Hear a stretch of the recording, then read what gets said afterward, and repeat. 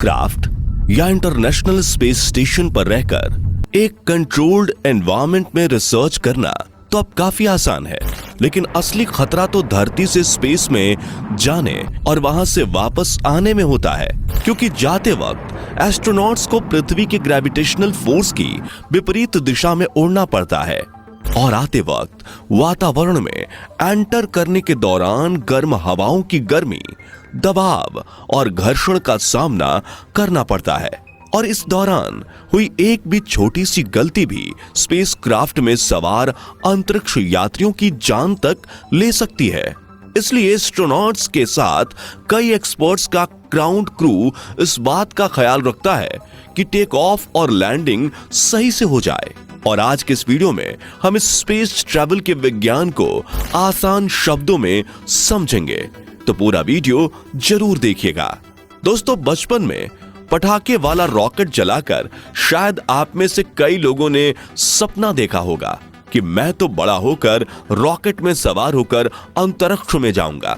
यानी ये बात तो हम सभी को पता होती है कि रॉकेट ही वो व्हीकल है जिसकी मदद से स्पेस में पहुंचा जाता है। लेकिन क्या आपको पता है, स्पेस में जाने के लिए आप रॉकेट में नहीं बैठ सकते, लेकिन इसके लिए आपको स्पेसक्राफ्ट की जरूरत पड़ती है। अब आप कहेंगे कि फिर रॉकेट किस काम का? तो यहां समझने वाली बात यह है कि स्पेस में जाने के लिए रॉकेट और स्पेसक्राफ्ट दोनों की जरूरत होती है, क्योंकि एक स्पेसक्राफ्ट में ही एस्ट्रोनॉट स्पेस एक्सपेरिमेंट के लिए जरूरी चीजें होती हैं, जिसे अंतरिक्ष में पहुंचाने का काम रॉकेट करता है। तो अब हम जानते हैं कि रॉकेट कैसे काम करता है। इस प्रक्रिया को समझने के लिए आइए सबसे पहले जानते हैं कि आखिर रॉकेट काम कैसे करता है। तो दोस्तों, आपने स्कूल में न्यूटन का थर्ड लॉ ऑफ मोशन तो जरूर पढ़ा होगा, जिसके मुताबिक हर एक्शन का एक इक्वल एंड अपोजिट रिएक्शन होता है। जैसे जब गन से बुलेट फायर की जाती है तो बंदूक से गोली पर आगे की ओर एक्सेलरेशन फोर्स लगता है और गोली भी बंदूक पर पीछे की ओर बराबर फोर्स लगाती है, जिसे रिकॉइल फोर्स कहा जाता है, जिस वजह से बंदूक चलाने वाले व्यक्ति के कंधे पर एक झटका लगता है। इसके अलावा जैसे हम जमीन पर बॉल उछालते हैं, तब जिस स्पीड से हम बॉल को नीचे मारते हैं वो उतनी ही स्पीड से ऊपर की ओर उछलती है। एक रॉकेट भी न्यूटन के थर्ड लॉ ऑफ मोशन के इसी सिद्धांत पर काम करता है। ढेर सारे ईंधन का कंबंशन से रॉकेट थ्रस्ट पैदा करता है, जिसके इस्तेमाल से वो जमीन से उठता है और पृथ्वी के गुरुत्वाकर्षण बल की विपरीत दिशा में आगे बढ़ता है। यहाँ गौर करने वाली बात यह है कि लॉन्च पैड से निकला ये गोलाकार यान रॉकेट नहीं होता, बल्कि उसके पास में लगे इन ट्विन इंजेक्शन को रॉकेट कहा जाता है, जिसका काम सिर्फ अपने पेलोड को स्पेस में पहुंचाना होता है। इस पेलोड में स्पेसक्राफ्ट में बैठे एस्ट्रोनॉट्स, सैटेलाइट या फिर साइंटिफिक इक्विपमेंट्स होते हैं। दुनिया में मौजूद हर इंजन की तरह रॉकेट को भी काम करने के लिए ईंधन की जरूरत होती है। जब ये ईंधन जलता है तब उसमें से गर्म गैस निकलती है। अपनी सीधी बनावट की वजह से रॉकेट इंजन इन गैसों को नीचे की ओर छोड़ता है, जिससे एक धक्का यानी थ्रस्ट पैदा होता है और रॉकेट हवा में उड़ने लगता है। अब आप सोच रहे होंगे कि यह धक्का कितना पावरफुल होता है, तो बता दें कि स्पेसक्राफ्ट के पास लगे ट्विन सॉलिड रॉकेट साथ मिलकर करीब 5.3 मिलियन पाउंड्स थ्रस्ट पैदा करते हैं, जो 44 मिलियन हॉर्स पावर जितना होता है। इतने पावर को उत्पन्न करने के लिए एक साथ 14,706 एक्सल डीजल लोकोमोटिव इंजन या फिर करीब 4 लाख कार्स की जरूरत पड़ेगी। साथियों, एक रॉकेट और एरोप्लेन के इंजन में सबसे बड़ा फर्क ये होता है कि एरोप्लेन को अपने फ्यूल को जलाने के लिए हवा में मौजूद ऑक्सीजन की जरूरत होती है, वहीं दूसरी तरफ ये रॉकेट को स्पेस में उड़ना होता है, इसलिए ये ईंधन को जलाने के लिए जरूरी ऑक्सीडाइजर्स अपने साथ लेकर उड़ता है, ताकि इसके इंजन को बाहर से ऑक्सीजन लेने की जरूरत ना पड़े। एक रॉकेट के इंजन में मुख्यतः 2 प्रकार के ईंधन का प्रयोग किया जाता है, liquid fuelled and solid fuelled. इस फ्यूल को ले जाने के लिए स्पेसक्राफ्ट और रॉकेट इंजन के साथ एक एक्सटर्नल फ्यूल टैंक जुड़ा होता है और स्पेसक्राफ्ट को पृथ्वी के वातावरण से बाहर स्पेस में सही जगह पर पहुंचाने के बाद रॉकेट स्पेसक्राफ्ट से अलग हो जाते हैं और यहां से स्पेसक्राफ्ट अपने आगे की जर्नी पर निकल जाता है। शायद इस एक्सप्लेनेशन से आप रॉकेट के काम करने की प्रक्रिया के बारे में तो समझ चुके होंगे। चलिए अब बढ़ते हैं स्पेसक्राफ्ट की तरफ। साथियों, एक स्पेसक्राफ्ट एरोप्लेन की तरह ही होता है, जिसमें एस्ट्रोनॉट्स के रहने, खाने पीने और सोने के लिए जरूरी सभी फैसिलिटीज उपलब्ध होती हैं। एक हवाई जहाज की कॉकपिट की तरह ही स्पेसक्राफ्ट के आगे के हिस्से में इसका पूरा कंट्रोल सिस्टम लगा रहता है, जिसमें बैठकर पायलट एस्ट्रोनॉट स्पेसक्राफ्ट को कंट्रोल कर सकते हैं।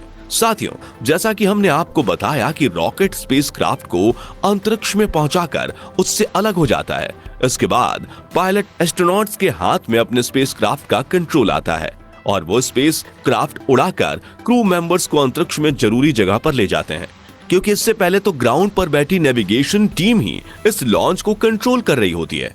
इस स्पेसक्राफ्ट में एडवांस टेक्नोलॉजी की मशीन्स लगी होती हैं, जिसका इस्तेमाल करके एस्ट्रोनॉट्स अंतरिक्ष में एक्सपेरिमेंट करते हैं। इस स्पेसक्राफ्ट और रॉकेट के लॉन्च के लिए तीसरी जो जरूरी चीज होती है वो है लॉन्च पैड। आप भी जानते हैं कि इतनी ज्यादा हीट छोड़ने वाले रॉकेट को बिल्डिंग की छत से तो उड़ाएंगे नहीं, इसलिए स्पेशली लॉन्च पर्पस के लिए डिजाइन किया जाता है लॉन्च पैड।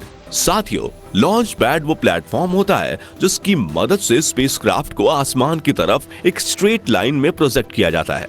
अब पेलोड जितना ज्यादा होता है, लॉन्च के स्टेजेस उतने ही ज्यादा होते हैं। इस लॉन्च पैड पर रॉकेट और स्पेसक्राफ्ट के सेटअप होने के बाद इसे नेविगेशन टीम स्पेस सेंटर में बैठकर आसानी से कंट्रोल कर सकती है। ठीक वैसे ही जैसे आपने मूवीज में कैमरे में बैठे वैज्ञानिक को लॉन्च के वक्त 5, 4, 3, 2, 1 लॉन्च कहते हुए सुना होगा। दोस्तों, अभी उतनी टेक्नोलॉजी डेवलप नहीं कर पाई कि एस्ट्रोनॉट पृथ्वी से ज्यादा दूर जा पाए, इसलिए वो पृथ्वी के आसपास ही अंतरिक्ष में अपने एक्सपेरिमेंट्स परफॉर्म करते हैं और कई बार एस्ट्रोनॉट्स के स्पेस शटल सीधा इंटरनेशनल स्पेस स्टेशन पर जाकर लैंड करते हैं, जहां पर उनके रहने, खाने पीने और सोने से लेकर एक्सपेरिमेंट के लिए मॉडर्न इक्विपमेंट्स सब कुछ मौजूद होता है।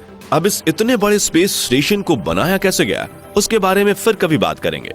फिलहाल बात करते हैं कि अंतरिक्ष में अपने टास्क पूरे करने के बाद ये एस्ट्रोनॉट्स फिर से धरती पर लौटते कैसे हैं। यहाँ आप में से कुछ लोगों को लग सकता है कि स्पेस से रिटर्न होने के लिए भी रॉकेट का इस्तेमाल किया जाता होगा, लेकिन आपको बता दें कि वापसी के दौरान स्पेसक्राफ्ट के पास ना ही इतना फ्यूल होता है ना ही रॉकेट, क्योंकि इन्हें तो लॉन्च के बाद ही अलग कर दिया जाता है। तो फिर अंतरिक्ष यात्री नीचे कैसे आते हैं? तो साथियों, यहाँ काम आते हैं स्पेस शटल यानी स्पेसक्राफ्ट, जो करीब 17,500 मील प्रति घंटे की रफ्तार से पृथ्वी की ओर बढ़ते हैं और पृथ्वी की कक्षा की चारों ओर चक्कर काटते हुए धीरे धीरे पृथ्वी के एटमॉस्फेयर में एंटर करता है। इस एंट्री की प्रक्रिया ही स्पेस ट्रैवल की सबसे मुश्किल प्रक्रिया होती है, क्योंकि इस दौरान स्पेसक्राफ्ट को वायुमंडल की गर्म हवाएं और उनके प्रेशर और फ्रिक्शन का सामना करना पड़ता है। इस हीट का अंदाजा आप इसी बात से लगा सकते हैं कि अगर इस स्पेसक्राफ्ट की जगह हवाई जहाज को अंतरिक्ष से वायुमंडल में एंट्री कराई जाए तो वो चुटकियों में जलकर राख हो जाएगी। इसी हीट से बचने के लिए स्पेसक्राफ्ट की ऊपरी और निचली सतह के साथ पंखों पर भी एक खास तरह की हीट रेजिस्टेंस कोटिंग लगाई जाती है।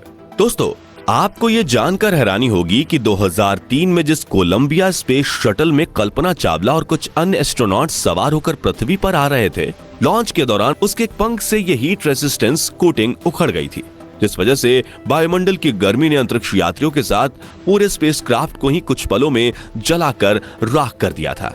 साथियों, कल्पना चावला के इस हादसे के बारे में डिटेल वीडियो आप आई बटन पर क्लिक करके देख सकते हैं।